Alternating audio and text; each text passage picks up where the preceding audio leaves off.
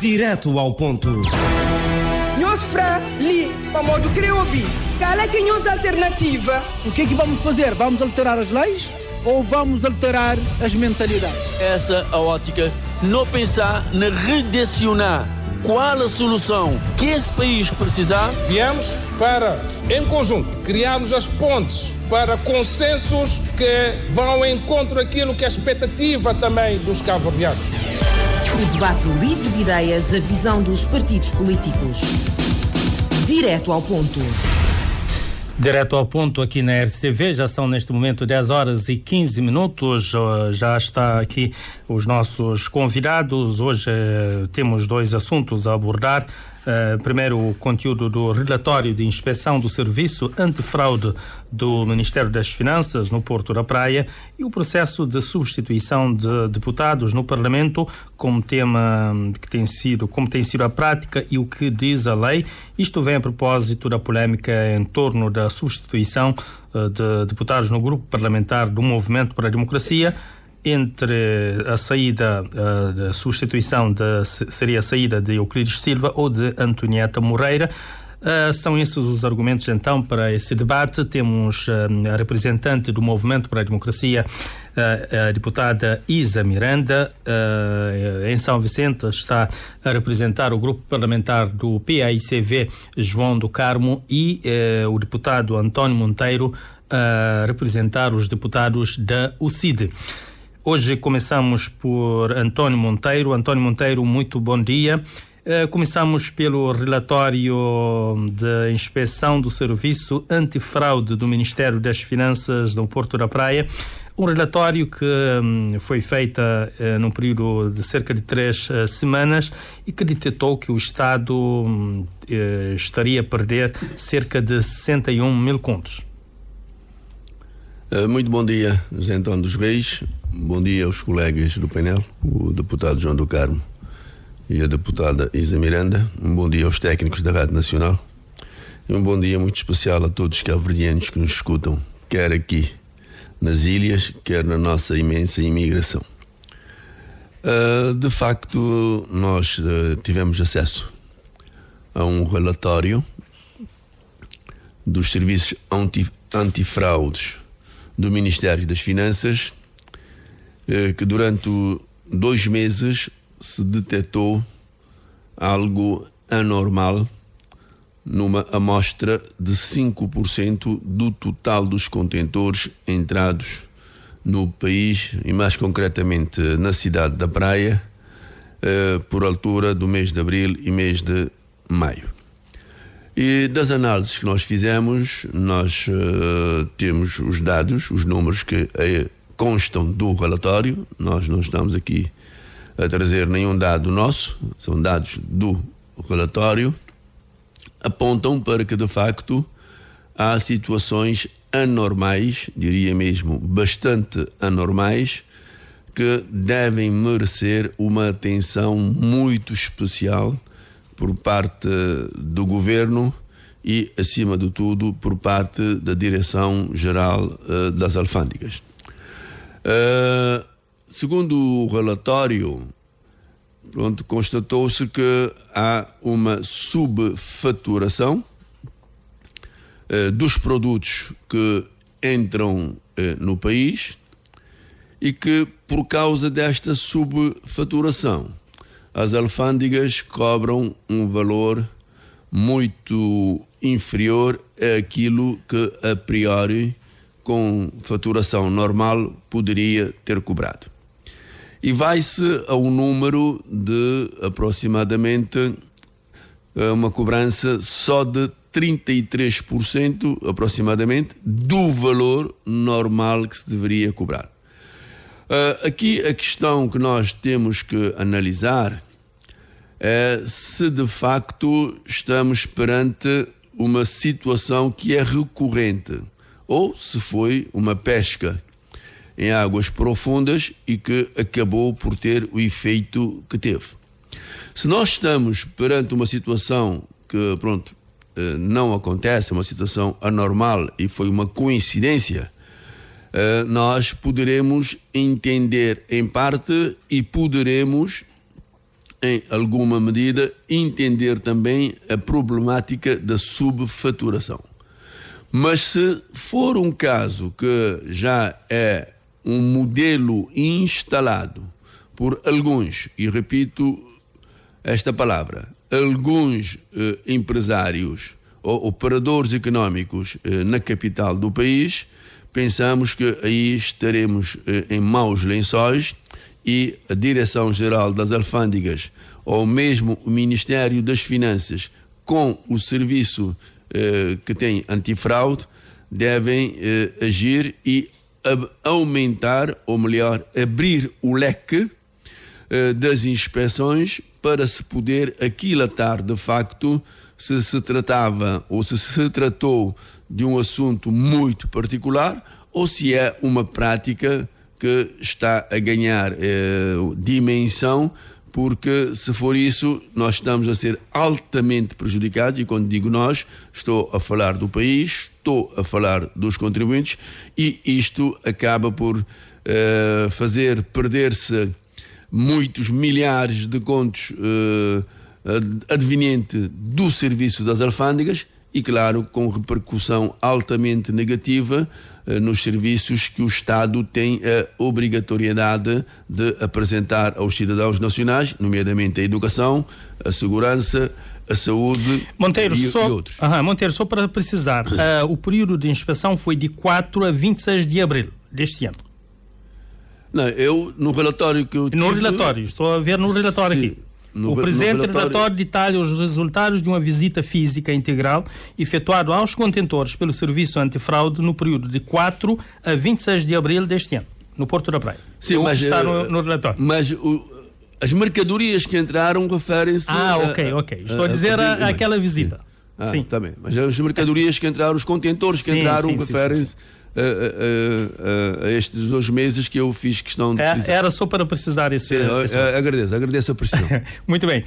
Vou agora ouvir a deputada do Movimento para a Democracia, Isa Miranda. Isa Miranda, esses relatórios do Ministro das Finanças disse que é um relatório interno, isso que mostra também que as finanças está a trabalhar, não foi ninguém que detectou, mas que o Ministério das Finanças. Mas isso, a semelhança do que disse Monteiro, não é algo que devia preocupar mais?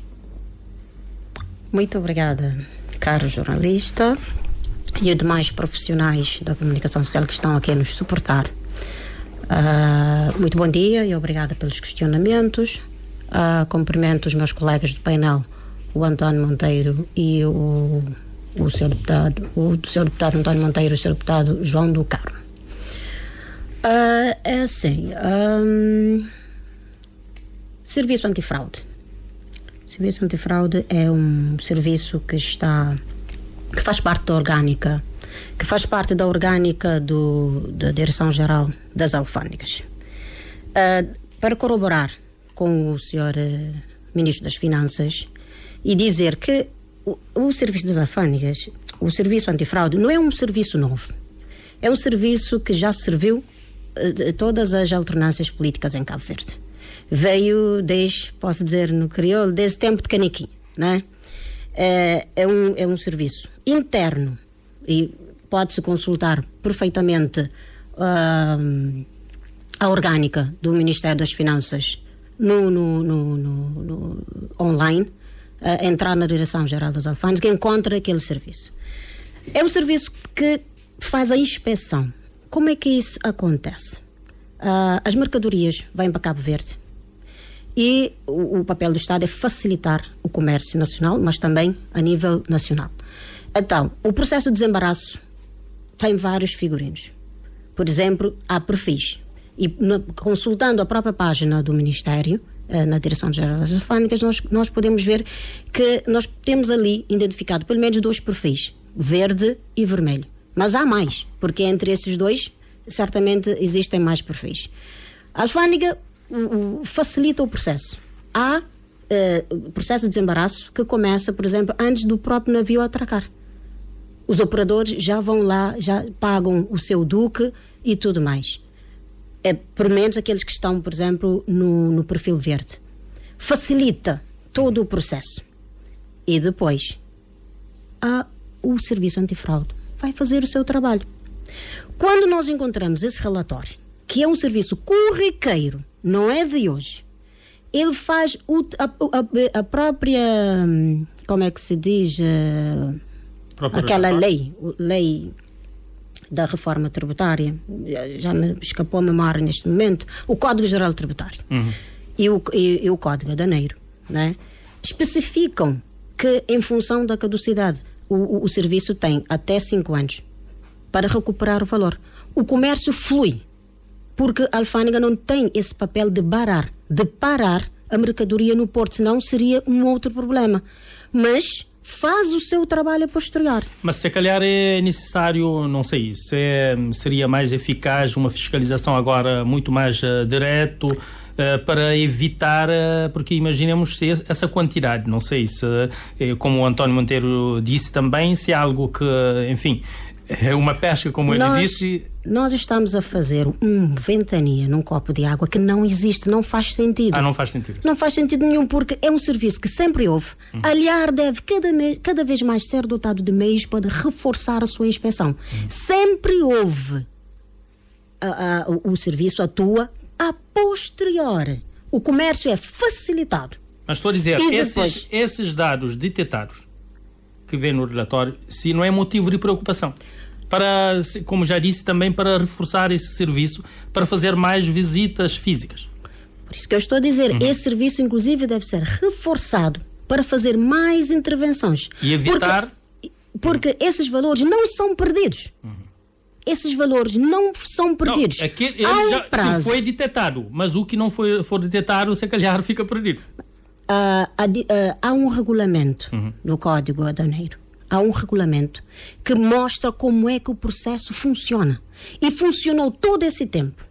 E a dinâmica desse serviço tem melhorado, tanto que os números sobre o nível da arrecadação das receitas de ano a ano, se nós compararmos 2016 com 2023, em 2016 nós tínhamos 32 milhões de escudos cabo-verdianos, arredondado, e em 2023 temos praticamente 50 milhões. Esse serviço tem melhorado. Esses valores não são perdidos. O Serviço Antifraude, de acordo com o regulamento do Código Aduaneiro, ele faz o seu serviço a posteriori para recuperar aqueles valores, porque os operadores apresentam os valores, apresentam a documentação, aquilo tudo é facilitado para que não haja entrave no funcionamento, e depois o Serviço Antifraude faz o seu trabalho, e esse trabalho é efetivamente verificar as discrepâncias e atuar. Ninguém perde. Há um regulamento por detrás. Ninguém está a fazer o seu trabalho fora da lei. Muito estamos bem. a criar. Ouvir o João do Carmo. Só um instante. Estamos a criar uma ventania, pondo em causa o próprio serviço, que vai para além da política e dos políticos. Ok. Vamos ouvir agora João do Carmo. João do Carmo, esses dados desse relatório que é que apurou essa subfaturação, sobretudo, é algo que deve se preocupar ou é uma tempestade no copo d'água? Como está a dizer aqui a deputada do MPD. Muito bom dia, Sr. jornalista. Também gostaria de cumprimentar os técnicos da rádio. Cumprimento também os colegas do painel, o deputado António Monteiro e a deputada Isa Miranda, e um cumprimento especial a todos os rádio-ouvintes que nos ouvem neste momento. Dizer que, depois de ouvir a deputada do MPD, a representante do MPD, ficamos mais preocupados, tendo em conta a ligeireza com que o MPD trata esta matéria.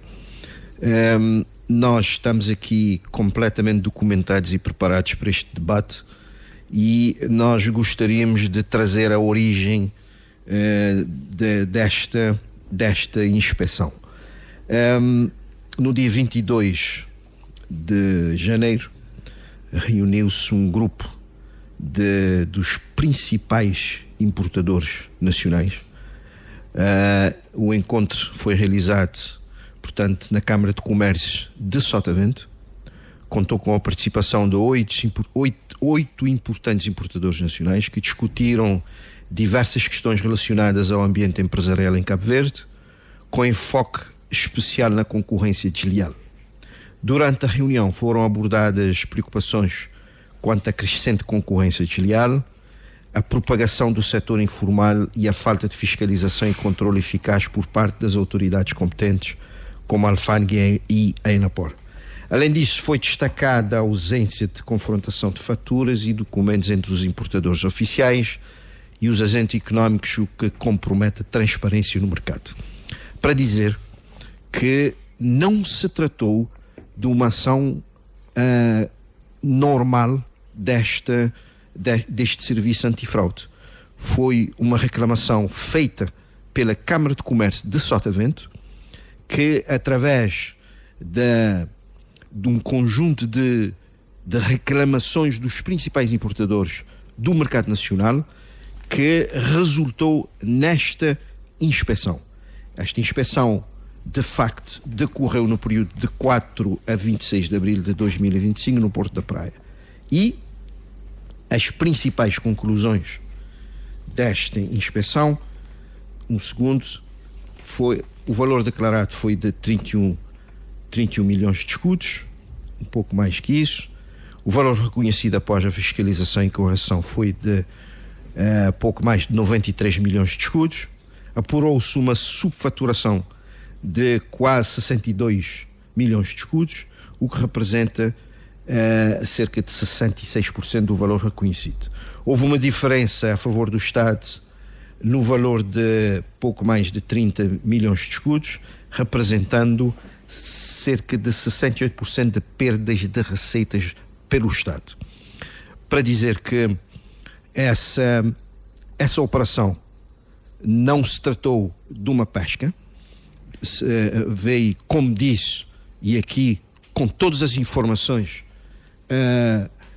que temos aqui em mãos, através desta reclamação dos principais importadores nacionais, e que se extrapolarmos isso, estamos a falar de valores de milhões de escudos que o Estado deixa de arrecadar.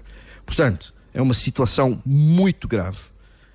O MPD não pode encarar esta questão com toda essa ligeireza aqui apresentada pela representante do MPD, do Movimento para a Democracia, dizer que o Serviço Antifraude nos últimos anos praticamente não agiu, praticamente não fez nenhuma outra inspeção, e faço aqui, dê-me 30 segundos, Sr. Jornalista, para dizer um conjunto de inspeções necessárias reclamadas pelo povo de Cabo Verde, que este serviço não funcionou. Primeiro, o relatório de inspeção dos fundos do ambiente e turismo engavetados durante 22 meses e que foram enviados ao Ministério Público sem pronunciamento até agora. 2. Não homologação das contas do Ulisses na Câmara Municipal da Praia referentes aos anos de 2010, 2011 e 2012. 3. Relatório de inspeção à Covid-19. Falta justificar mais de 9 milhões de contos, pois o saldo não está registado em nenhum documento. 4. Relatório achando as caldeiras, nunca publicado. 5. Perdão das dívidas aos grandes contribuintes, nunca clarificado. 6. Estudo sobre as eleições autárquicas feito pelo ajuste direto do gabinete do Primeiro-Ministro. João do Carmo, vamos voltar a esses assuntos, mas vou passar mais uma ronda, ouvir a António Monteiro um comentário e também se... Não cheguei a terminar. Sim, vais terminar numa próxima ronda, já o seu tempo já ultrapassou. António Monteiro, é possível fazer uma extrapolação, como o João do Carmo está a dizer, com base nesses dados que são 5% de... Não, eu penso que... Ou seria um exagero essa extrapolação que o João do Carmo está a dizer? Eu penso que nós temos que ter algum cuidado na abordagem destas questões. Repare que eu falei da questão se foi uma pesca e, portanto, nesta pesca encontrou-se os resultados que se encontrou, nós estaremos menos preocupados. Mas nós não podemos, através dos 5% dos contentores entrados nesta data, extrapolar para o universo dos 100. E não podemos, porque a importação de mercadorias não é algo que é linear. Não é algo linear. É algo que flutua e flutua muito. E não é uma coisa que no tempo ela é permanente. Ela varia em função do consumo interno e também em função das necessidades do país. O que nós gostaríamos de ter, de facto, é este serviço antifraude, como eu disse na minha primeira intervenção, a alargar ainda mais o leque para podermos, na realidade, entender o que é que se passa. Porque vamos dar o exemplo aqui de São Vicente, que eu conheço razoavelmente bem, tendo em conta os anos que eu trabalhei na Enapor, e sei qual é que era a atuação das alfândegas. De facto, os contentores, quando chegam, muitas vezes, antes de chegarem aos portos, já está em tramitação o desalfandegamento deste contentor ou desta mercadoria. E, normalmente, os contentores, quando chegam e saem de forma direta, vão para os operadores e há sempre o acompanhamento de um oficial ou de um agente da polícia fiscal para poder entender o que é que este contentor traz. E eu acredito que estes agentes laboram na boa-fé. Fazem o seu trabalho de forma como a lei determina. E acredito também que se aqui em São Vicente funciona desta forma, que também na cidade da Praia há este mesmo modus operandi. Portanto, eu gostaria, de facto, que as alfândegas de Cabo Verde tivessem, em primeiro lugar, um número de efetivos suficiente, o que não tem, pelo menos aqui em São Vicente, eu conheço, como disse há bocado, sei que há falta de funcionários e provavelmente na cidade da Praia poderá ser também a mesma coisa, faltando funcionários. Na Praia não posso fazer essa afirmação categórica, mas aqui em São Vicente faço. Portanto, se não tivermos o número de agentes alfandegários, o número de polícias fiscais suficiente para acompanhar os contentores ou as mercadorias, provavelmente sim poderá existir lacunas no processo e estas lacunas poderão trazer algumas anomalias que são graves. Anomalias são sempre, nestes tipos de operações, são sempre graves, porque vamos entrar numa concorrência desleal, como disse o João do Carmo, da reunião que existiu na Câmara de Comércio de Sotavento, e este tipo de comércio desleal acaba por fazer que os comerciantes, aqueles que cumprem com a lei, vão perdendo a sua capacidade de fazer negócio, enquanto que os outros que não cumprem com a lei acabam por ter lucros exagerados e, portanto, com maior capacidade de poder vir ao de cima no mercado interno, que já é um mercado desigual. Portanto, eu concluiria, Zé António, dizendo que eu não faço a extrapolação e penso que é perigoso nós fazermos essa extrapolação.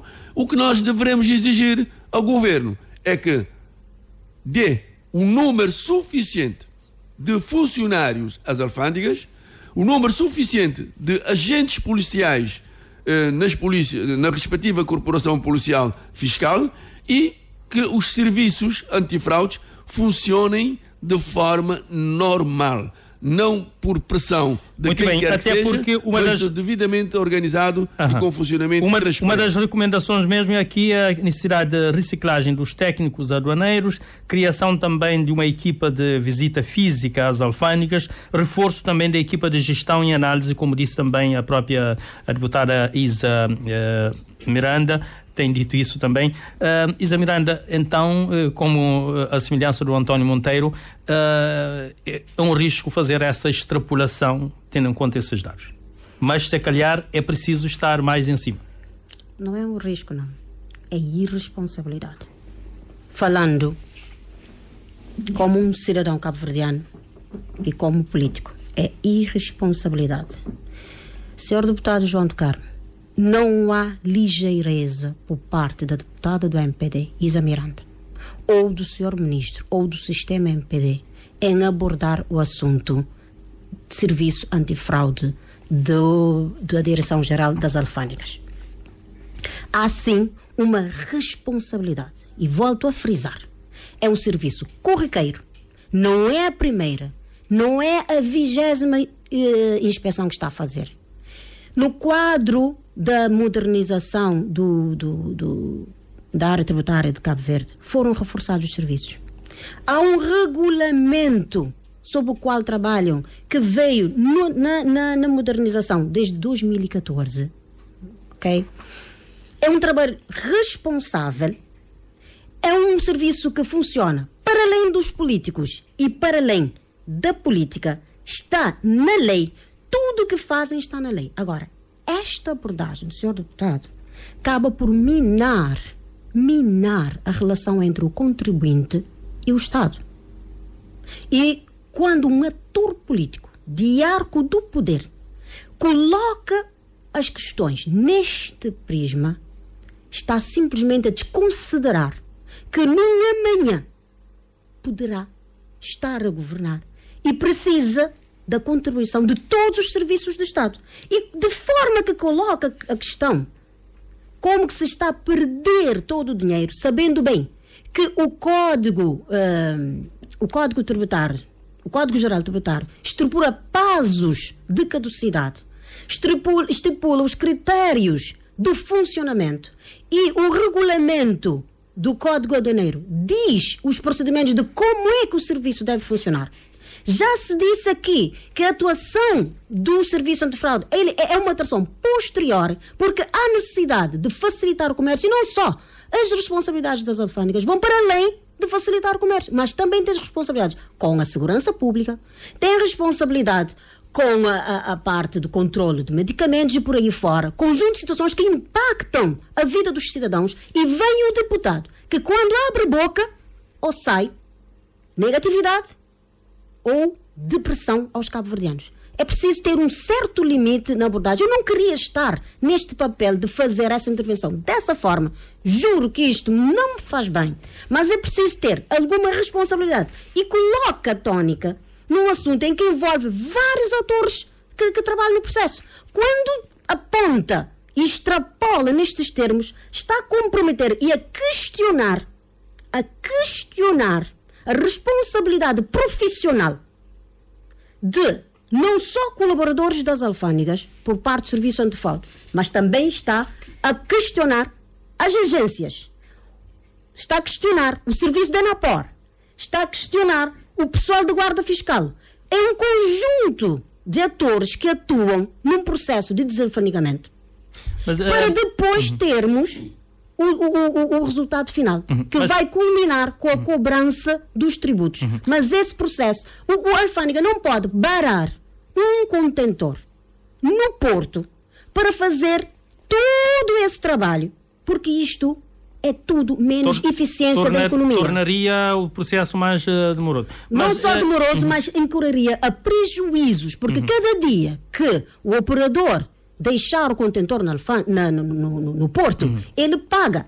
Mas, e cada oportunidade de negócio que perde, ele paga. Senhora deputada, só para trazer um outro dado aqui, que uma pessoa que trabalha na alfândega está-me a dizer que há operadores que já encontraram, por exemplo, casos de operadores que declaram um contentor está cheio de água e depois encontram um contentor afinal cheio de whisky. É por isso que atua o Serviço Antifraude. Ou seja, é preciso esse reforço O reforço nós sempre vamos defender. Mas o Serviço Antifraude o que é que faz? Ele é que tem meios, não o pessoal que faz as visitas. Ele é que tem meios, seja material, financeiro e a nível da arquitetura jurídica, e ainda no quadro da cooperação que tem com as diversas alfândegas a nível do mundo, proporcionado pelo próprio ambiente criado pela Organização Mundial do Comércio, para averiguar, confirmar as faturas. Então, por exemplo, ele pode receber um contentor, o pessoal que vem para o Canal Verde ou para o Canal Azul, que vai diretamente para o Serviço Antifraude, depois confirmar se uma determinada fatura, já a partir de Portugal, pode perfeitamente, no quadro da cooperação, confirmar se essa fatura ela é real ou não. É um trabalho que se faz não no decurso da operação do desembaraço aduaneiro, mas um trabalho que se faz posterior, para o Estado tem um tempo que vai até 5 anos para procurar a liquidação desses valores.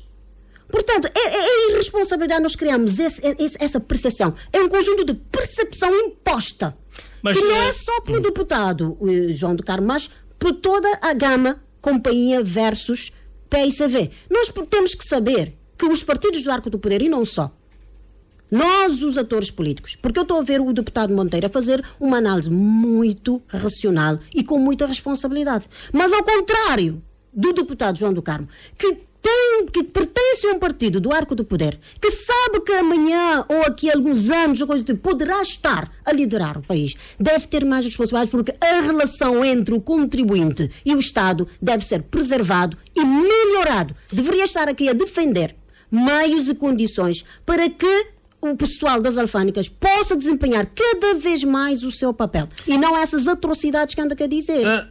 João do Carmo, concorda com essa leitura da deputada Isa Miranda? Caro jornalista, a deputada já falou bastante.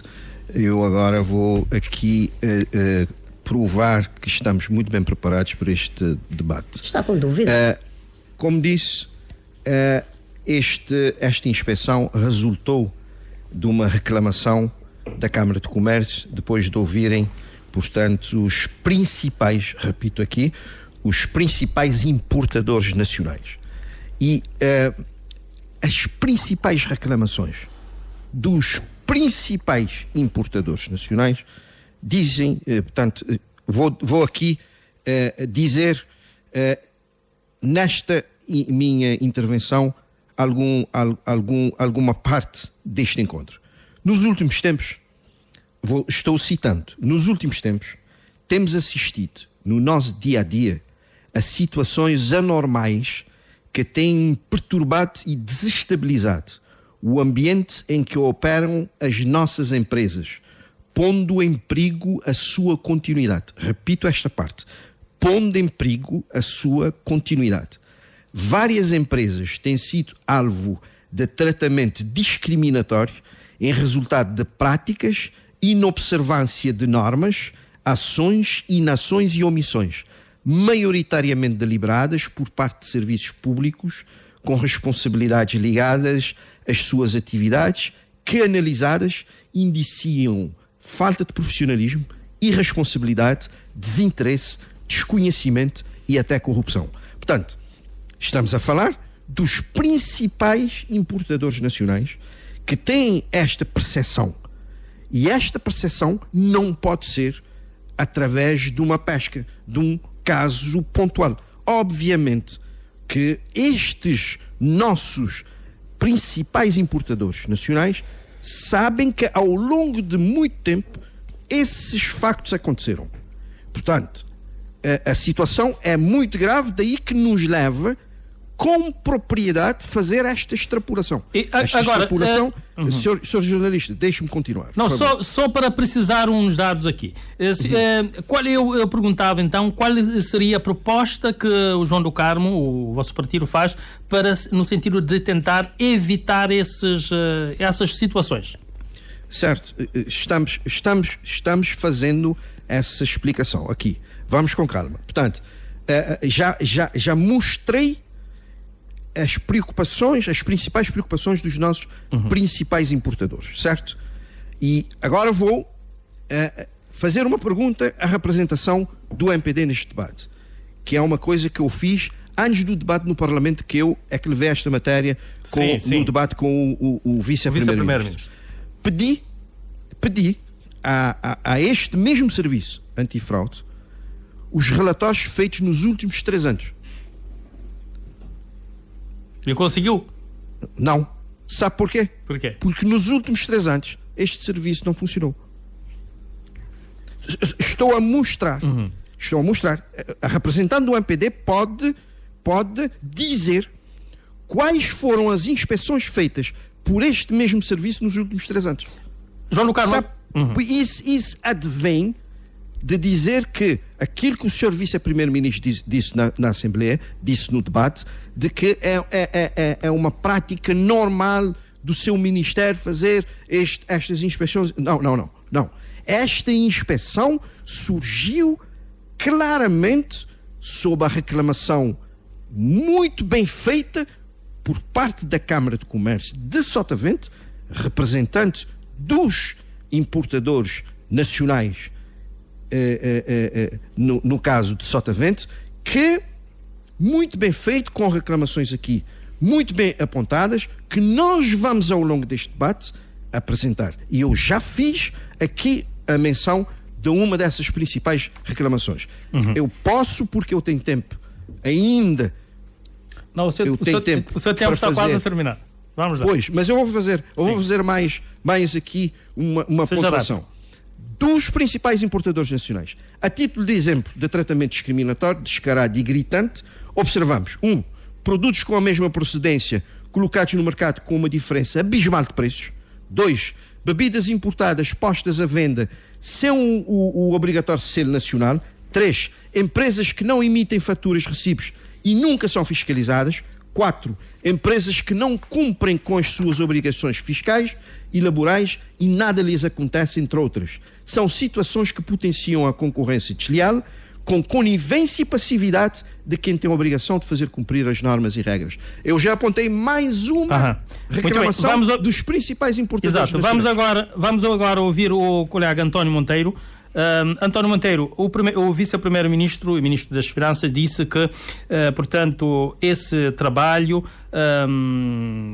mostra que estão a trabalhar, que a inspeção está a funcionar e que também destacou que tem havido um aumento da capacidade de cobrança e que houve nos últimos anos, nos últimos 10 anos, praticamente 9 anos, duplicou-se a capacidade de cobrança de impostos, isso graças à eficiência e também a enorme eficiência da máquina tributária, de todos aqueles que trabalham também na máquina tributária, mas também das reformas empreendidas. Agora, para si, o que é preciso fazer ainda mais para melhorar essa capacidade de cobrança? O que é que sugerias nesse momento?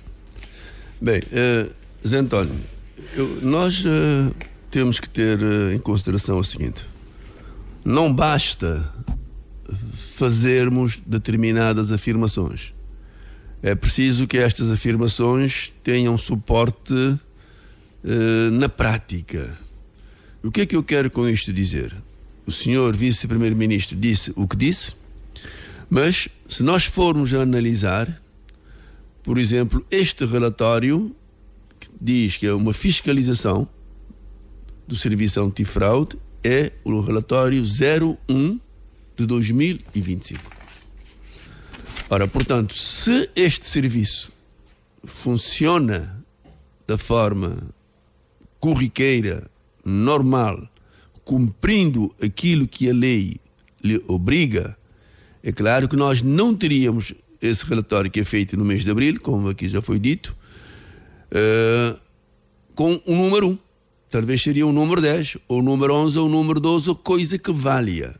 Mas é o primeiro relatório executado de 4 a 26 de abril, não é assim? Portanto, aquilo que diz o senhor vice-primeiro-ministro pode até ser verdade, mas também pode não ser verdade. Mas nós temos que ir para as questões práticas. E na prática é o primeiro relatório do ano de 2025. Portanto, daí nós somos obrigados a deduzir que se é o primeiro relatório que é feito de 4 de abril, numa inspeção de 4 de abril a 26 de abril, significa dizer que os meses anteriores não houve nenhum relatório, não houve nenhum trabalho executado por este serviço importantíssimo na defesa dos direitos dos cidadãos cabo-verdianos em termos da cobrança dos impostos. Portanto, nós temos que ver aquilo que é a realidade prática. Outro assunto é nós termos a capacidade forte do controle. Porque se nós repararmos o que é que diz o relatório, aqui há uma parte que diz o seguinte, e nós temos que dizer isso de forma clara, porque eu penso que é uma forma de as pessoas lá em casa poderem entender. Diz que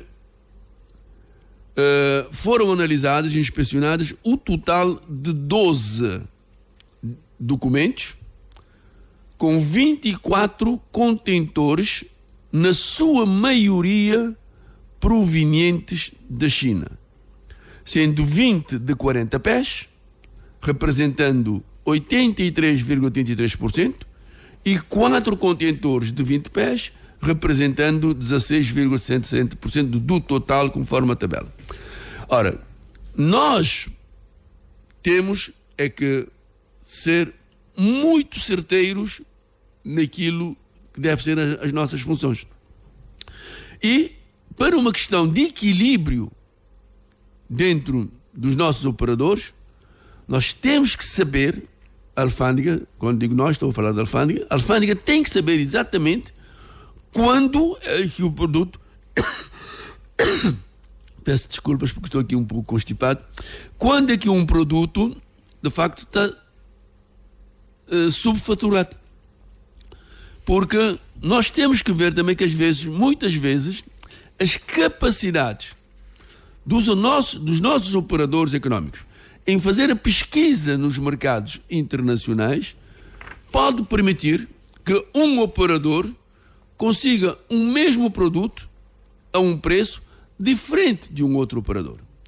E por causa disto, o operador que conseguiu um preço mais barato, vamos assim dizer, do que o outro, não pode ser obrigado a pagar na alfândega o mesmo valor só porque um outro operador tem um preço superior.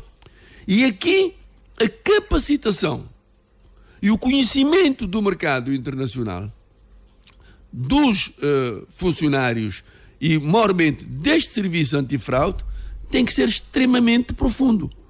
Tem que conhecer muito bem aquilo que passa nas lides comerciais internacionais. Porque se eu não conheço bem o mercado, eu posso comprar um produto num determinado mercado por um valor e este mesmo produto num outro mercado paralelo, e quando digo mercado paralelo é num outro fornecedor ou num outro país, este mesmo produto ser muito mais barato. Portanto, aqui nós temos que ver, de facto, aquilo que está a acontecer no terreno.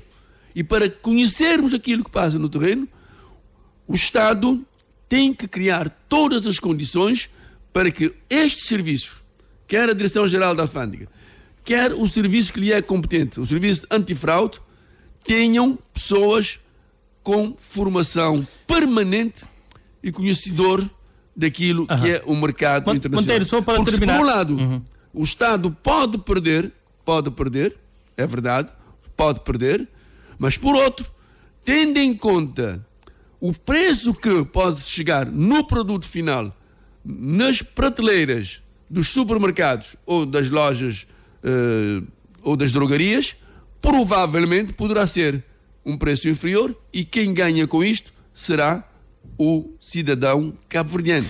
Portanto, aqui nós não podemos sair nem do extremo 8 para o extremo 80. Nós temos que analisar friamente as situações, capacitar as que falham com estas situações para podermos saber exatamente, aliás, há aqui quando é que uma fatura ela é real, quando que uma fatura ela é manipulada e saber que o mesmo produto, um produto num determinado lugar é X, num outro determinado lugar é Y. É Y. Monteiro, só para terminar, Só para terminar. Agora, esse relatório antifraude não belisca também a imagem das alfândegas, dos serviços aduaneiros, tendo em conta também que algumas pesquisas de opinião têm colocado também os serviços alfandegários como os menos transparentes. Menos transparentes, sim. Não, alguns estudos de opinião têm mostrado isso, mas é aquilo que eu acabei de dizer na minha segunda intervenção, José António. Só para resumir... Vou resumir. Nós temos que ter um número de pessoas suficientes para dar vazão às solicitações dos nossos operadores. Porque se nós não tivermos agentes alfandegários ou polícias fiscais em número suficiente para acompanhar ou para uma fiscalização surpresa num contentor, o contentor pode sair e ter um serviço de que o contentor foi, 5 minutos depois chega. Não queremos ver o contentor.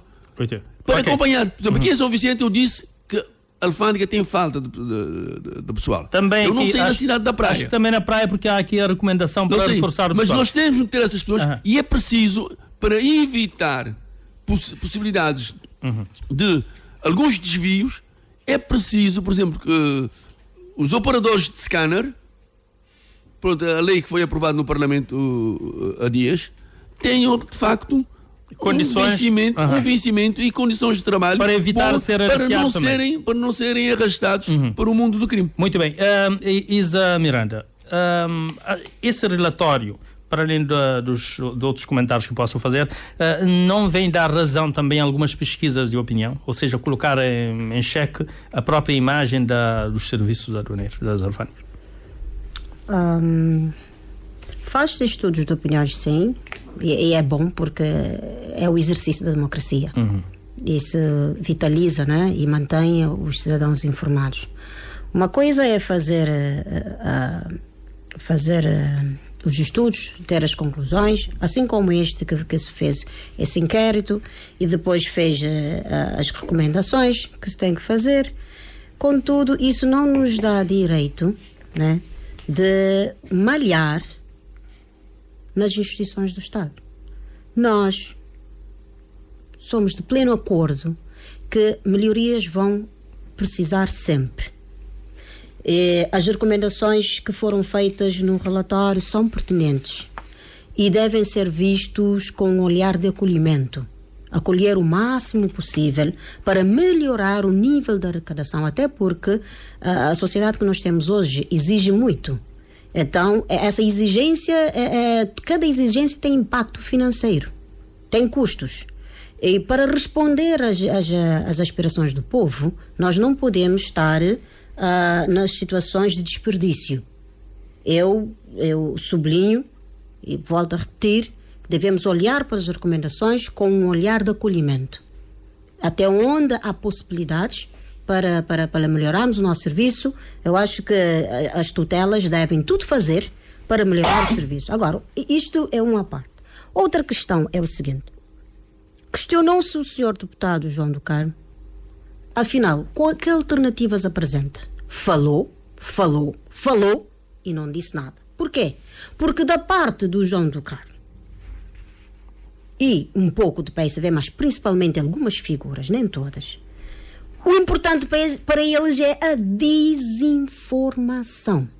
Meus senhores, eu só posso entender essa atitude, essa postura, se eu começar a acreditar que o deputado não tem conhecimento nem patavina sobre o Código Geral Tributário e sobre o regulamento que define os procedimentos para a atuação do Serviço Antifraude.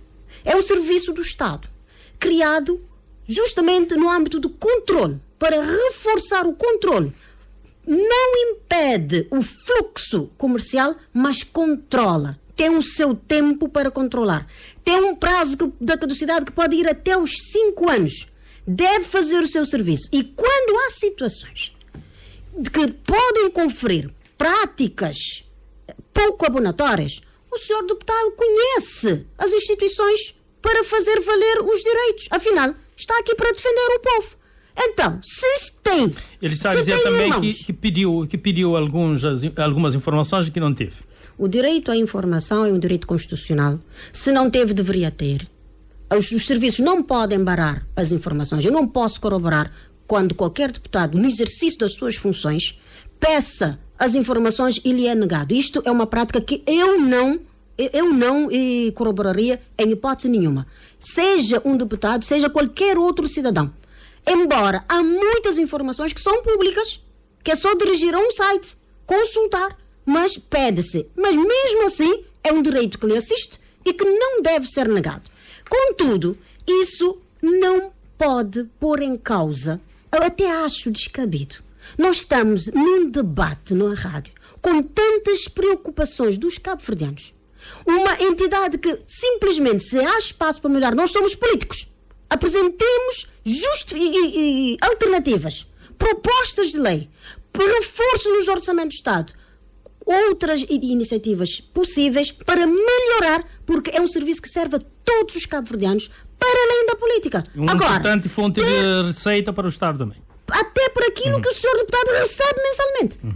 Quer dizer, ter esta abordagem, na forma como ela está sendo abordada, está a criar uma percepção, um mal-estar. É como que se os serviços estão ali para fazer mais práticas. Alguém está a referir. Quando um operador perceber que os seus direitos estão a ser lesados, o senhor deputado deve aconselhar esse operador a usar os mecanismos que estão na nossa democracia para fazer valer os seus direitos. Vamos ouvir agora João do Carmo. João do Carmo. Eu, ao longo deste debate, como prometi na minha primeira intervenção, vou colocando as coisas por parte, mostrando onde surgiu, digamos, esta inspeção, as razões... Já disse como é que surgiu, assim? Exatamente. E eu vou mostrando as informações tranquilamente. Vou citar mais uma preocupação, repito, esta parte é importante, dos principais importadores nacionais. Dos principais importadores nacionais. Vou citar.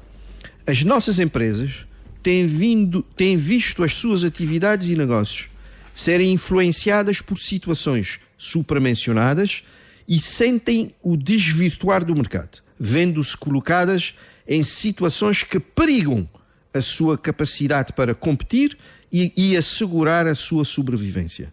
São situações que inclinam o mercado, prejudicando umas empresas e favorecendo outras, introduzindo na equação, que é a concorrência, fatores que a distorcem, pondo em causa o normal fornecimento às populações e empresas em bens e serviços, os postos de trabalho. Citei mais uma preocupação, mais uma parte importante daquilo que deveria interessar ao governo de Cabo Verde, porque estamos a falar do resultado das preocupações dos principais importadores nacionais.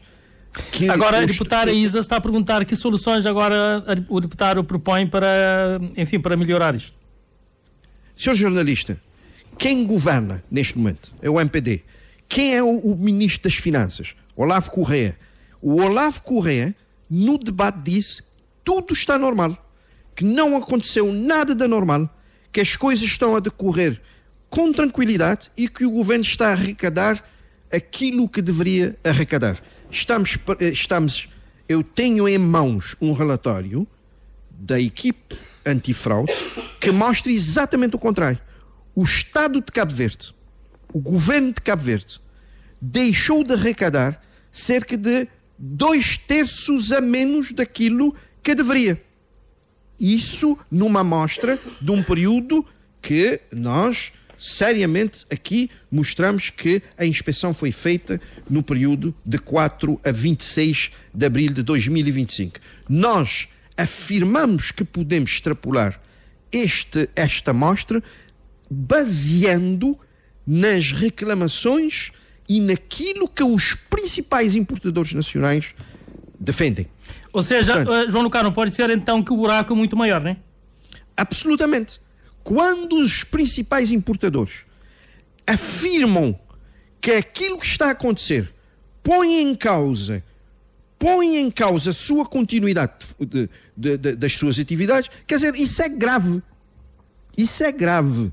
Isso, obviamente, é exatamente aquilo que o senhor jornalista disse. O buraco está muito mais a fundo. As questões aqui clarificadas por este relatório, por esta inspeção durante o período que foi feito, é claramente possível esta extrapolação a que nós dissemos e que, obviamente... Estão a dizer que é um risco extrapolar esses dados. Não é nenhum risco, porque nós temos em mãos as preocupações dos principais importadores deste país.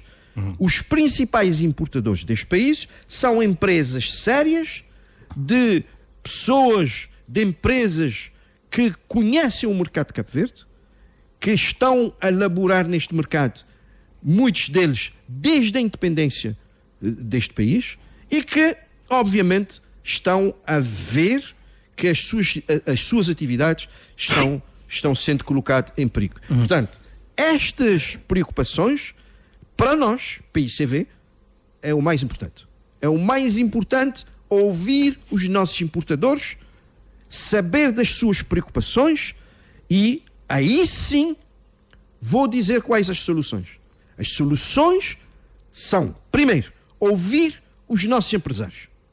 Quais são as suas preocupações? E tomar medidas que vão de encontro às preocupações dos nossos principais importadores, dos nossos empresários, quer em Sotavento, quer aqui na zona de Barlavento, saber dessas preocupações e tomar medidas executivas para irem de encontro a essas preocupações. Muito bem, vamos fazer mais uma ronda de 1 minuto mais ou menos cada um, para fecharmos esse tema e entrar num próximo tema. Começo por António Monteiro. António Monteiro, em jeito de conclusão sobre este relatório e o que já foi dito aqui.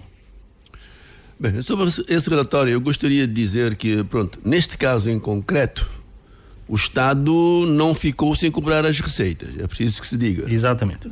O Estado não ficou sem cobrar, porque senão as pessoas lá em casa ficam com a ideia que o Estado não cobrou 66% deste valor. Não. O relatório o que diz é que se não tivesse feito essa inspeção, sim, porque o Serviço Antifraude cobrou e aplicou coima a estes operadores.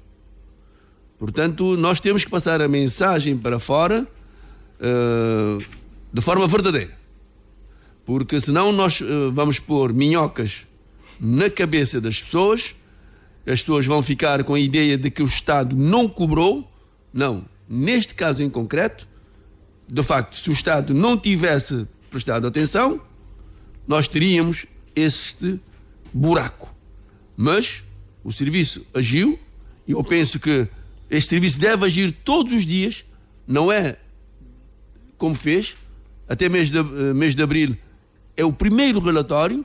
Portanto, o que nós queremos é que o serviço haja e que seja reposta a normalidade, e dizer lá em casa que não se perdeu 66%, porque o serviço estava quase a perder se não tivesse feito. Já disse. Estava quase a perder. O serviço cobrou e aplicou coima aos prevaricadores. Muito bem. Isa Monteiro, a mesma questão. O Monteiro aqui já fez uma análise muito boa, e para começar, começo pelo fim. O tempo todo do debate eu disse que há um prazo de caducidade, há um processo, e efetivamente o Estado não deixa de cobrar esses valores. Há um serviço que está na orgânica da Direção-Geral. Esse serviço atua. Tem 5 anos, um prazo que vai até 5 anos para verificar e fazer as cobranças oficiosas. Foi o trabalho, o relatório apresentou os casos encontrados. Mas a todo o tempo o Serviço Antifraude atua, porque só o facto de nós termos o canal que funciona, por pegar naquilo que está na página da alfândega, que é o canal verde, onde o desembaraço é automático, há um trabalho posterior que se faz. E esse trabalho não é de uma empresa, não é de 2 empresas, é de várias empresas. Há uma equipa que eu acredito, sim, temos necessidade de aumentar o número de funcionários, se for o caso, Mas o problema que se põe aqui é a narrativa, a forma irresponsável que o senhor deputado João do Carmo está a colocar essa questão. E depois, se há uma reclamação dos operadores, Cabo Verde é um país democrático, um Estado de Direito. Nós temos instituições e devem procurar as instituições para fazer valer o seu direito. E outro mais, não é o único deputado em Cabo Verde que escuta os operadores.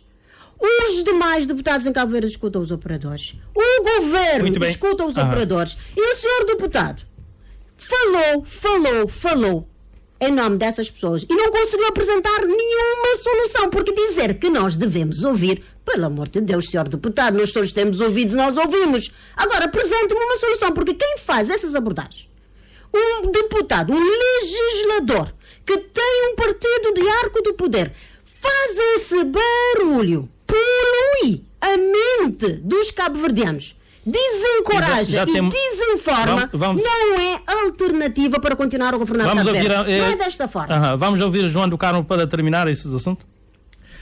Nós, ao longo deste debate, nós conseguimos demonstrar com clareza as razões que levaram o surgimento desta inspeção. Nós ouvimos, fizemos aqui, mostramos claramente as preocupações dos principais importadores nacionais. Mostramos que claramente os importadores nacionais estão com muita preocupação, inclusive falam do risco que as suas próprias atividades estão. Mostramos que a inspeção foi feita num determinado período e que claramente o governo correu um risco grande de não arrecadar um valor significativo neste período por causa desta inspeção. Nós mostramos claramente que é possível transpor esta inspeção e essa fotografia que foi feita por esta inspeção ao longo do tempo, e que claramente o Estado tem estado a não arrecadar valores significativos. Claramente provado aqui nesta inspeção. E que os cofres do Estado têm sido prejudicados por um mau serviço prestado por este governo, pelo Ministério das Finanças, e que claramente o governo deve agir em concordância com os empresários nacionais. Os empresários nacionais são o pilar da economia cabo-verdiana. Estes merecem a atenção do Estado de Cabo Verde. Muito bem, João do Carmo, vamos agora a um novo tema. Isa Miranda, começamos agora por si. O processo de substituição dos deputados no Parlamento, na última sessão, houve, enfim, um celeuma no vosso grupo parlamentar. A Isa faz parte também da direção do grupo parlamentar. Esse processo de substituição, como é que o partido está a gerir essa situação? Não sei que não vai contar tudo o que acontece nos bastidores, mas qual é a sua posição e qual é a posição do teu grupo? Como é que estão as coisas? Temos aqui o artigo 6º, que fala da substituição, mas também o artigo 7º, a linha. Muito bem. Esta é a parte mais desafiadora deste debate, obviamente. Não se trata de celeuma. A democracia tem a sua dinâmica. Porque se falamos na celeuma, acabamos de passar uma impressão lá em casa que está a acontecer. Não foi pacífico.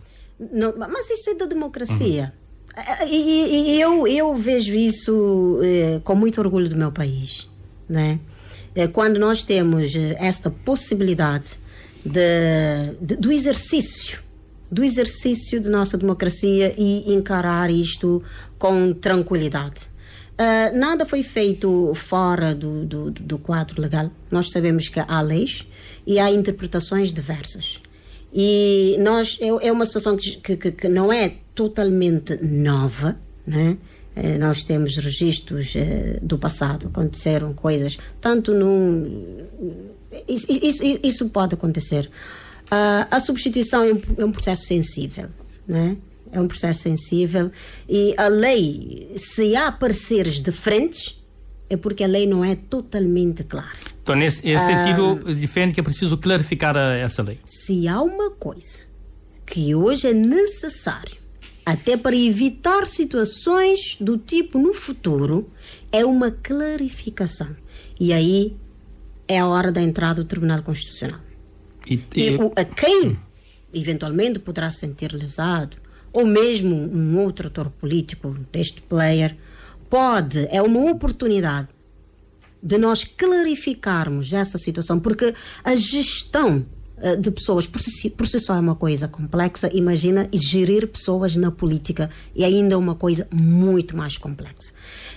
E o deputado que está na substituição, nós temos vários deputados num e no outro partido que são deputados suplentes. Fazem uma vida, tomam decisões e muitas coisas implicam na sua vida. Então, a decisão de permanecer ou sair do Parlamento é uma decisão que pode impactar a vida deles. E qualquer um que se sentir no direito de procurar ver se poderá continuar a prestar o meritório serviço à nação, está no direito de o fazer, mas se há uma coisa que eu defendo enquanto deputada, é que esta situação merece uma clarificação por parte do Tribunal Constitucional, para dirimirmos essa situação e no futuro não tenhamos que vir novamente a enfrentar situações de tentar procurar manter a sua posição no grupo por motivos diversos. Isso fragiliza o grupo? Qualquer partido político pode estar nesta situação. Não estou a dizer, isso certamente está fragilizado mesmo o grupo parlamentar. Não é por aí. Porque demonstrou-se alguma divisão na altura, sobretudo, da votação daquele requerimento. Como eu estava a dizer, isto faz parte da dinâmica da democracia. Hoje um partido pode estar sereno, amanhã por algum motivo pode estar sob pressão. Isso é próprio da dinâmica democrática. E eu na fase, no momento em que as coisas estão, eu recomendaria contenção, eu recomendaria recato e eu recomendaria esclarecimento desta situação por parte do Tribunal Constitucional. Acho que o Cris ficou de pedir a clarificação deste no Tribunal Constitucional. Não sei se já tem alguma resposta. Eu também tive essa informação que eventualmente poderia o fazer, mas cabe a ele não confirmar. Tem ainda nenhuma informação o grupo parlamentar? Cabe ao próprio deputado confirmar se vai avançar, se não vai avançar, se já avançou ou se não avançou, mas de resto são situações que em nada acrescenta positivamente no grupo. E, independente de qual seja o grupo parlamentar, partido, sim. E independente de qual seja o partido, são situações que você não consegue agradar toda a gente. É muito impossível. Sem agrados, mas pronto. João do Carmo, essa situação de substituição, é preciso clarificar essa lei, como diz a deputada Isa Miranda, seguir a lei ou o costume? Olha, na realidade, falo do grupo parlamentar do PICV. Nós, as substituições dos deputados no grupo parlamentar do PICV vão de acordo com aquilo que está no Estatuto dos Deputados, de acordo com aquilo que está na Constituição da República. Desde a legislatura passada, desde a legislatura anterior, que o grupo parlamentar do MPD que criou uma outra prática de deputado A substituir o deputado, no caso este deputado B, né? Que por alguma razão só para clarificar, qual é a prática no grupo parlamentar? Só para esclarecer para as pessoas. A prática do grupo parlamentar do PICV é aquilo que está no Estatuto dos Deputados, é aquilo que está na Constituição da República, que é uma lista. Sim. O nosso sistema funciona com listas fechadas.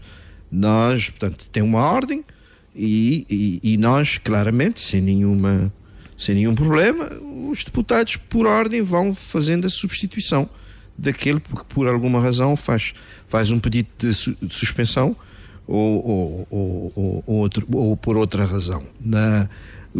Dizia que o grupo parlamentar do MPD é que implementou uma outra prática, né?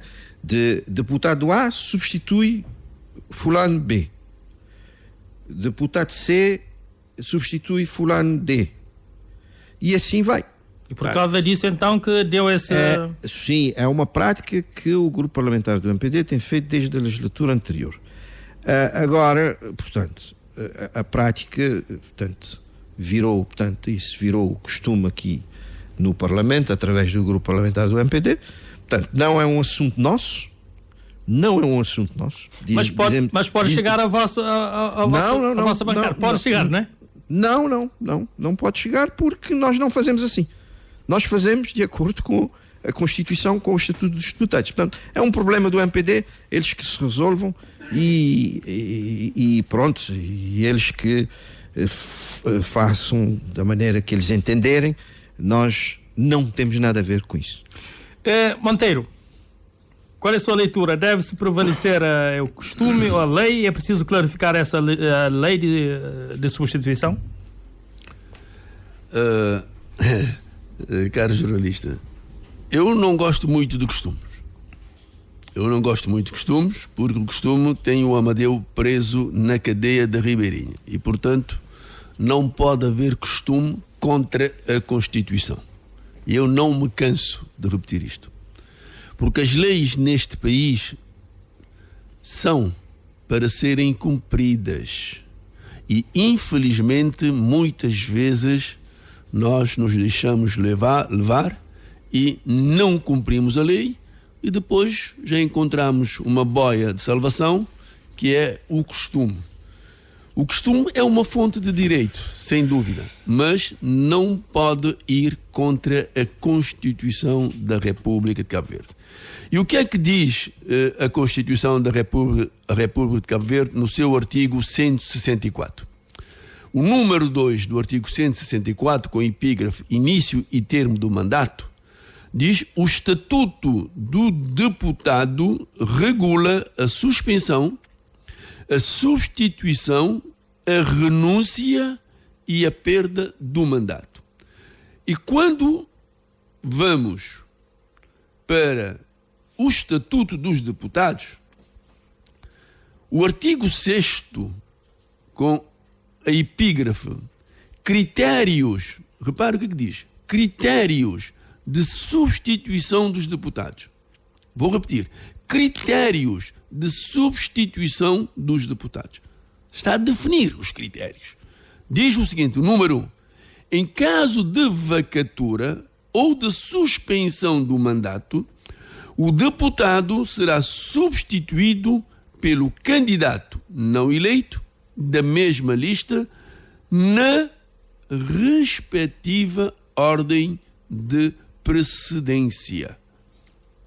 Eu acho que aqui está muito claro.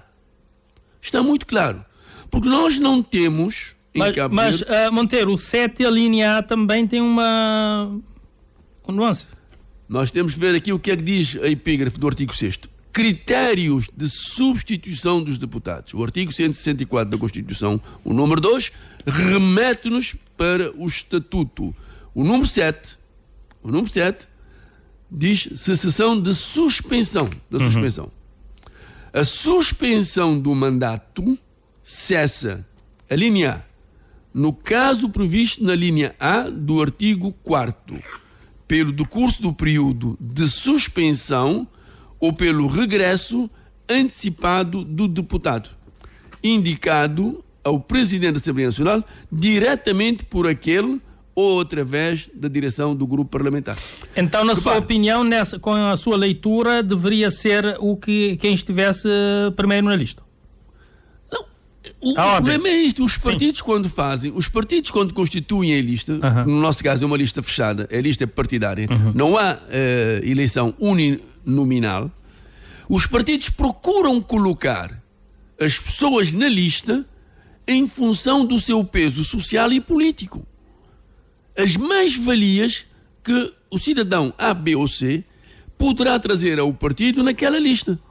Quer dizer, se eu sou um cidadão cinzento, que as pessoas não me reconhecem, com capacidade técnica, política e a forma de comportamento social, se eu aparecer numa lista logo a cabeça, o partido terá problemas.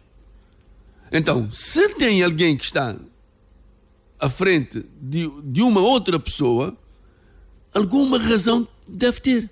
Portanto, independentemente de tudo, o que nós temos que fazer, caro jornalista José António dos Reis, é, neste país, passarmos a cumprir as leis.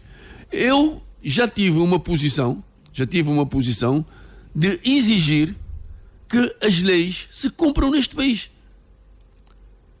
Frisei o caso do deputado Amadeu Oliveira, que por causa do costume, no funcionamento da Comissão Permanente da Assembleia, está preso. Repare, o costume que vem contra a Constituição da República. Portanto, nós não podemos continuar a navegar neste mar. As leis deste país é para serem cumpridas. Ou teremos que cumprir as leis, ou então vamos dizer, não, as leis não servem, vamos utilizar os critérios momentâneos em função dos interesses de facilitar A, B ou C, ou de prejudicar A, B ou C, e vamos colocar a Constituição de lado e todas as demais leis deste país de lado. Enquanto nós tivermos as leis, temos que cumprir. Porque se nós formos a fazer uma comparação com a lei portuguesa, é claro, é muito mais clara, temos que dizer isso também, é bom da verdade, é muito mais claro. A lei não. E nós temos que ver que aqui neste caso em concreto, nós temos duas pessoas com todos eles no Parlamento. Porque é que, por exemplo, eu que fui eleito, por exemplo, sou 12º na lista, estou a substituir o fulano A, e aquele que é 20º na lista, por exemplo, está a substituir o fulano C. Nós dois estamos no Parlamento. Porque é que eu é que estou no 12º lugar, tenho que sair para que o 20º continue no Parlamento? E houve também um caso, só para precisar, o 15º saiu também e o 16º ficou. Tudo bem, aí é que está o problema. O 15º ao sair, ou seja, estão a dizer reagiu. Ele não reagiu. É aqui que está o problema das leis. O meu direito, eu vou lutar por o meu direito até as últimas consequências. Por exemplo, o cidadão que levantou esta questão tem todo o direito de o fazer. Tem todo o direito. Portanto, ao levantar essa questão, caberia, bom, agora já é um assunto interno do grupo parlamentar do MPD, não vou entrar, mas só vou deixar uma pequena dica. Caberia ao grupo e ao partido resolver essa questão, para não deixar isto vir para o Parlamento, que nós demos uma imagem péssima do Parlamento naquele dia. Nós demos uma péssima imagem do Parlamento naquele dia. Portanto, e eu pessoalmente defendo que as leis são para serem cumpridas, o Estatuto dos Deputados é claro, o regimento é claro e a Constituição da República remete para estes documentos a resolução deste problema.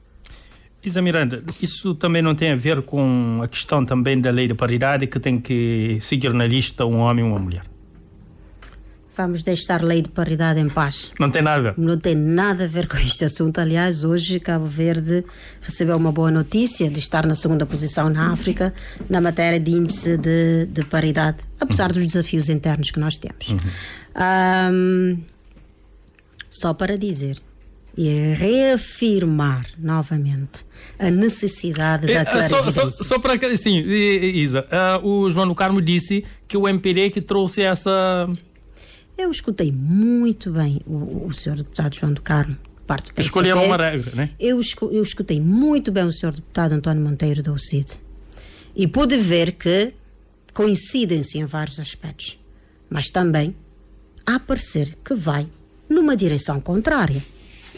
Isto só para dizer o quanto é necessário uma jurisprudência para resolvermos isso de uma vez por todas.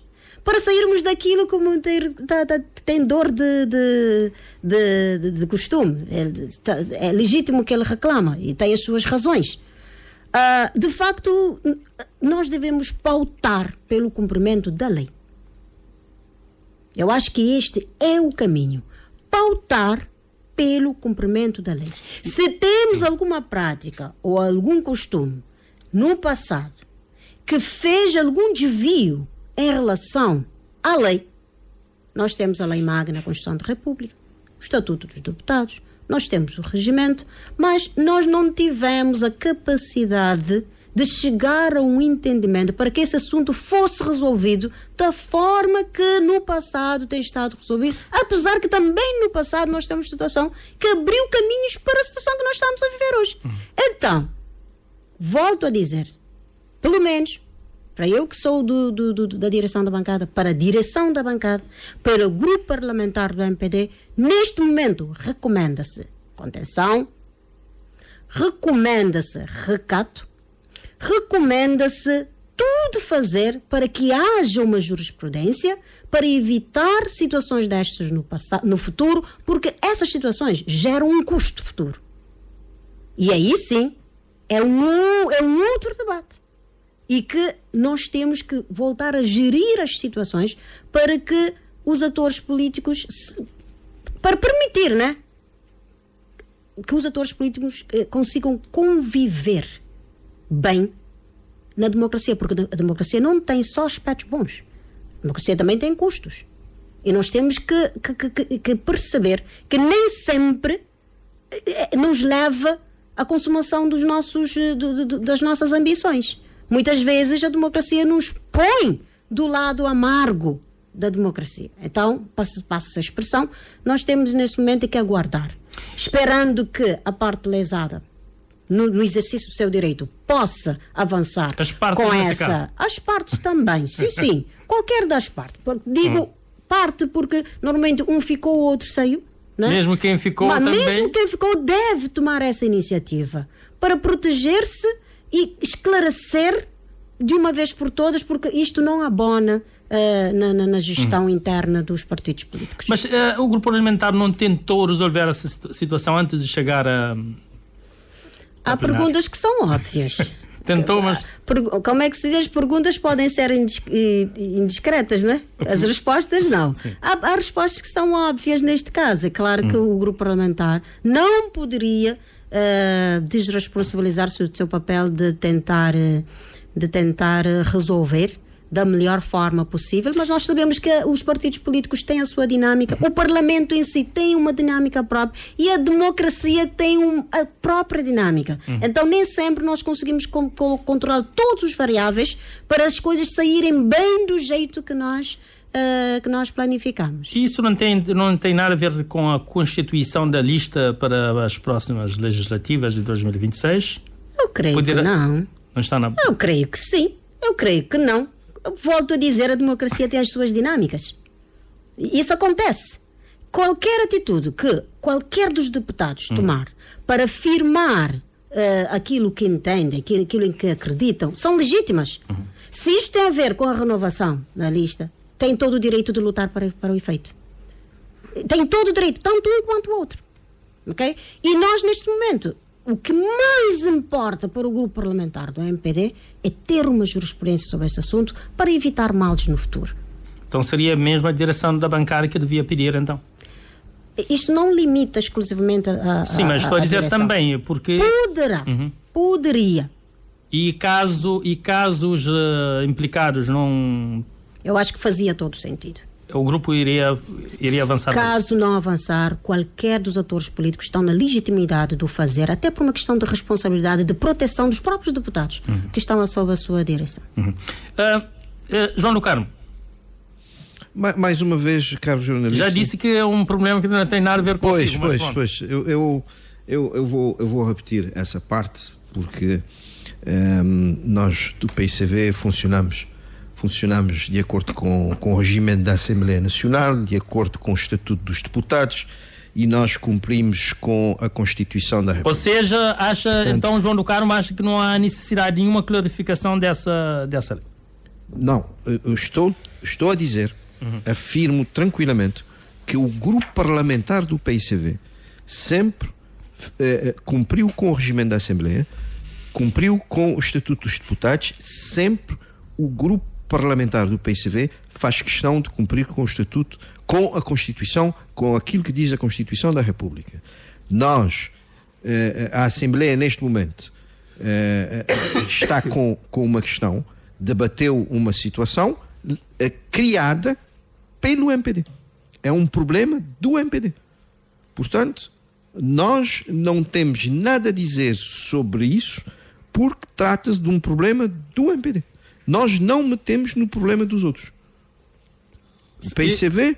O João do Carmo já disse que não vai meter no problema deles. Mas estou a dizer que, pronto, já disse também que não há risco do seu grupo parlamentar vir a enfrentar essa situação. Não há risco, porque nós sempre fazemos cumprir a Constituição da República. Para si, então, o importante é o cumprimento da Constituição, que não está a ser cumprido nesse caso. Eu estou a dizer e reafirmo, o grupo parlamentar do PICV faz sempre cumprir com aquilo que diz a Constituição da República. Nós sempre fizemos isso e sempre faremos isso. Muito bem, não tenho nada mais a acrescentar sobre isso. Não sei se Monteiro tem algo mais a acrescentar. Não, eu gostaria de dizer o seguinte. Já disse que não gosta de costumes. Não, isto é claro. Isto toda a gente no país já sabe que eu não gosto dos costumes, ainda mais quando os costumes sobrepõem a Constituição da República. Penso que é uma decisão que nós respeitamos, mas não concordamos. De forma para dizer o seguinte, quer dizer, o Parlamento deve resolver estas questões, os grupos parlamentares, melhor dizendo, internamente, para que estas situações não cheguem ao ouvido, nem muito menos através da televisão, aos olhos dos contribuintes cabo-verdianos, daqueles que querem ver e ouvir aquilo que se passa no Parlamento. Porque quando nós levamos estas questões para a plenária, e penso que não tendo havido entendimento na reunião prévia que se fez, é claro que qualquer deputado, assim como qualquer cidadão, tem sempre direito a um recurso. E no caso do deputado ou dos deputados, o recurso é feito sempre para a plenária. Portanto, o Parlamento foi confrontado com esta situação. Nós pensamos que, independentemente daquilo que foi a imagem que nós passamos para fora, o Parlamento fez o que devia fazer. A mesa da Assembleia, o Presidente, fez aquilo que tinha que fazer. Era pôr a discussão dos deputados da Assembleia Nacional a decisão que tinha sido previamente tomada por uma outra instituição, ou por um outro instituto, vamos assim dizer, melhor. E os deputados decidiram, votaram, houve votos a favor, houve votos contras e houve votos de abstenção, e ficou tomada uma decisão. É por causa disso, porque esse voto poderia pender ou cair por qualquer um dos lados.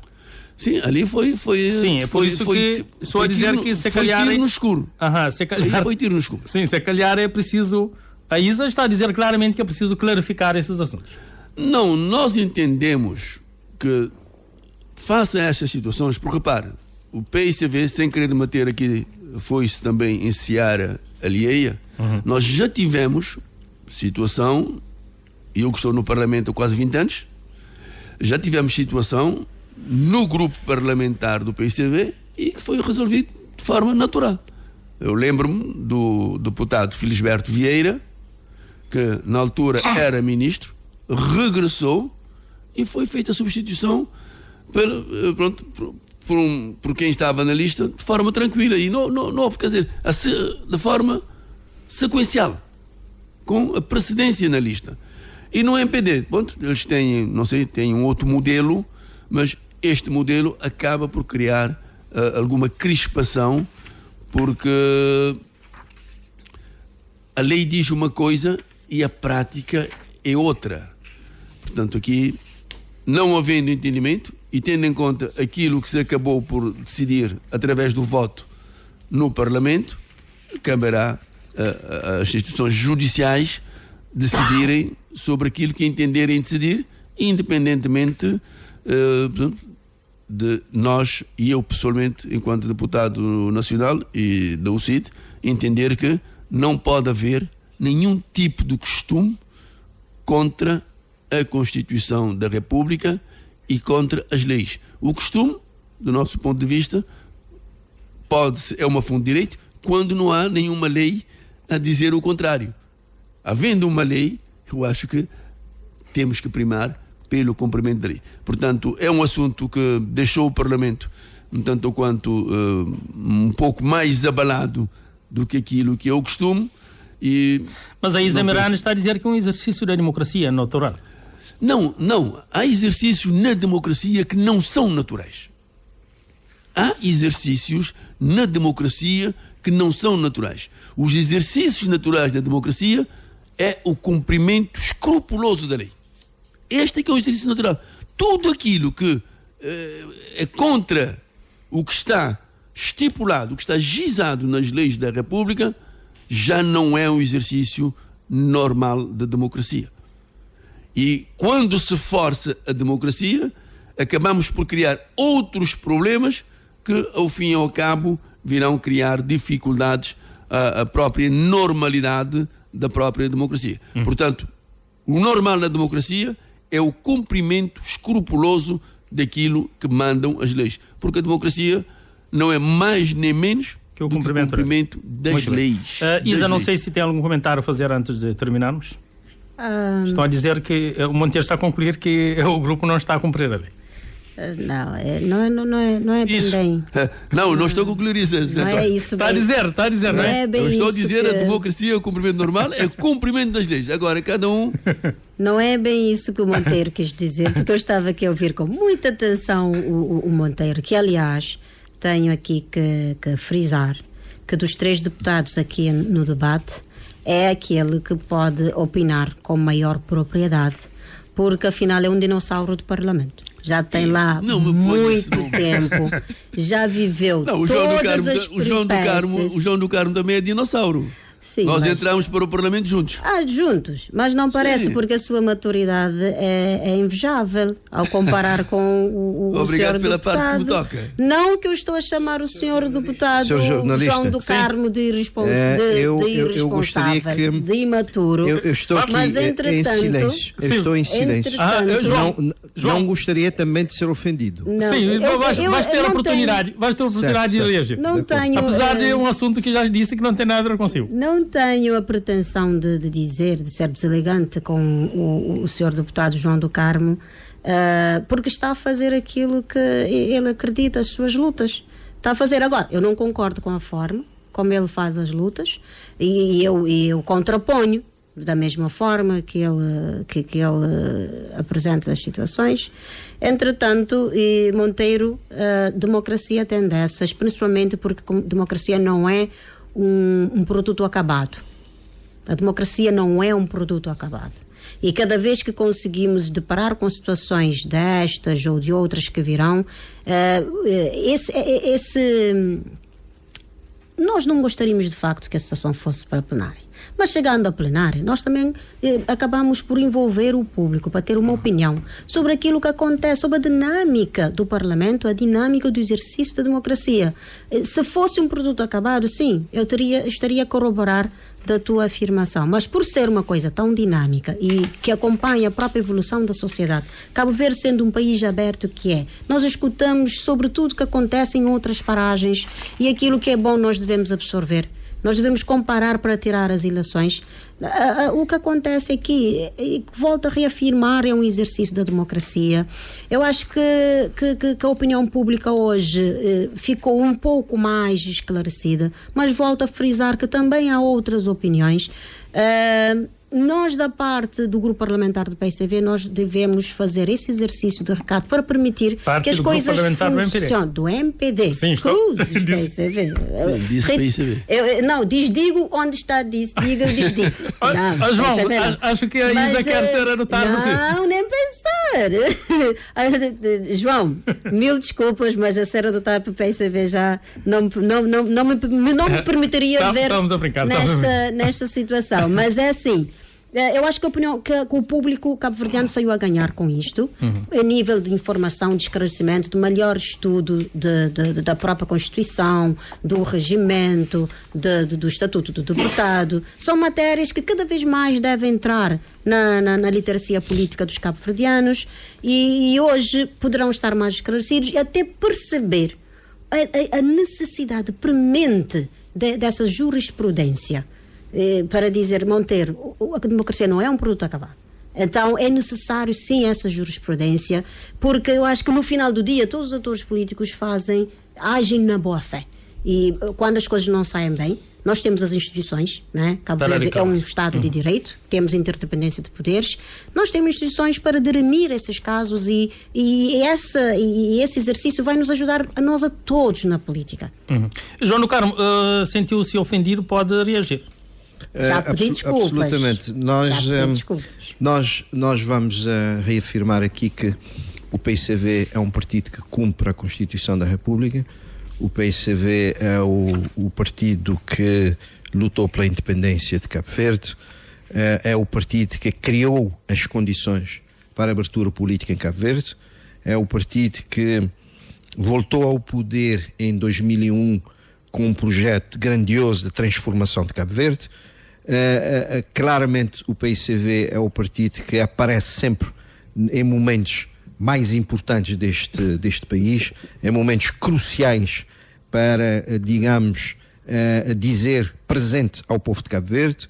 O PICV estará sempre preparado para, quando regressar ao poder, quando Cabo Verde estiver em situações difíceis, como é aquele que o governo do MPD está a criar, digamos, situações para que Cabo Verde precise, nos próximos tempos, de um partido maduro. O PICV, quando o povo entender, estará sempre preparado para governar bem este país, para trazer uma política social, uma política que vá de encontro às pessoas necessitadas, uma política que vá de encontro aos empresários deste país, uma política que vá de encontro ao crescimento da imagem internacional de Cabo Verde. Portanto, o PICV é um partido democrático internamente, é um partido que cumpre com os mandamentos daquilo que é a democracia cabo-verdiana. O PICV sempre, o grupo parlamentar do PICV sempre cumpre com o regimento e com a Constituição, aquilo que diz a Constituição da República. Portanto, estamos tranquilos. O MPD cria problemas a este país, cria problemas ao Parlamento. Nós vamos deixar que cada um resolva o seu problema. Não vamos intrometer, não vamos dar opiniões de outros partidos, já que quando entendemos que quando o PICV tem os seus problemas, deve ser o PICV a resolver os seus problemas e que nenhum outro partido também tem a ver com os problemas do PICV. Bem. Então, portanto, nós estamos tranquilos nesta matéria. Não é um problema nosso, repito, é um problema que o MPD criou, é o problema do MPD. Eles que resolvam os seus problemas. Exatamente. Bom, não sei se alguém mais quer fazer algum comentário. Eu gostaria só de dizer à deputada Isa Miranda que eu estou de acordo que a democracia não é um dado acabado, não é um processo acabado, é algo que está sempre num processo de desenvolvimento e de aprimoramento. Portanto, mas há aqui um aspecto, o nosso país é um Estado de direito democrático. Ora, como Estado de direito, a nossa democracia vai exigir o cumprimento escrupuloso das leis. Porque nós não podemos, no Estado de Direito democrático, fazermos tábua rasa das leis. Nós temos que exigir o cumprimento das leis. Quer seja ele no Parlamento, quer seja ele em que setor da sociedade civil for. Porque aquilo que nós não cumprirmos na lei, estaremos a criar embaraços ao aprimoramento da nossa democracia. Porque a democracia não é só o povo chegar por altura das eleições e ir votar. Não. A democracia é muito mais do que isto. Portanto, eu estou de acordo consigo e peço desculpas se aquilo que eu disse levou-a a entender que eu admiti que a democracia é um dado adquirido, é um produto acabado e ponto final. Não, nada disso. Pelo contrário, nós temos ainda um longo caminho e até pelos sinais que nós estamos a ter aqui no país e por este mundo fora, a democracia começa a ter caminhos que metem medo. Portanto, se nós quisermos que o país avance, se quisermos ter uma estabilidade social, se quisermos dar oportunidades a todos os cabo-verdianos, a democracia é a única ferramenta que nós temos que utilizar. E se nós juntarmos o Estado de Direito a esta nossa democracia, como dizia o outro, não seria o bolo sobre a cereja, mas é a cereja sobre o bolo. Muito bem. Portanto, é isso que eu gostaria de dizer. Muito bem. Não sei, a Isa parece que não tem nada também para dizer. Sim. Então, uma breve nota de... O político tem sempre algo a dizer. E seria muito mal se não tivesse algo a dizer. Mas começaria por reforçar, né? Por reforçar a intervenção do Monteiro, para dizer que nós estamos no mesmo nível de pensamento democrático, que de facto a concretização da democracia passa efetivamente pelo cumprimento das leis, independentemente do processo, deve sempre pautar pelo cumprimento da lei. Volto a repetir, a concretização da democracia passa sobretudo pelo cumprimento da lei. E pronto, para finalizar, eu encorajo todas as partes deste processo a encarar esse processo com serenidade. De facto, como um exercício da democracia, com serenidade, independentemente de qual seja o resultado, para continuarmos a ser um ator da democracia, aceitar tranquilamente os resultados Muito bem. E continuarmos a contribuir para o desenvolvimento de Cabo Verde, que é o nosso papel. Muito bem, meus senhores, então, muito obrigado pela vossa disponibilidade e contributo para o esclarecimento da opinião pública sobre esses dois assuntos. O tempo, como já sabem, urge. Ficamos então por aqui, o programa Direto ao Ponto. Dentro de sensivelmente 3 minutos vamos ter o Jornal da Tarde, ou melhor, Jornal do Meio-Dia, com a Milu, desta feita parece com a Milu Rodrigues a partir de São Vicente. Até lá vamos ficar com uma oferta musical. Direto ao Ponto. Nós fra li, famoso creobi. Qual é que é a alternativa? O que é que vamos fazer? Vamos alterar as leis ou vamos alterar as mentalidades? Essa a ótica, não pensar na redirecionar qual a solução que esse país precisar. Viemos para, em conjunto, criarmos as pontes para consensos que vão ao encontro daquilo que é a expectativa também dos cabo-verdianos. O debate livre de ideias, a visão dos partidos políticos. Direto ao Ponto.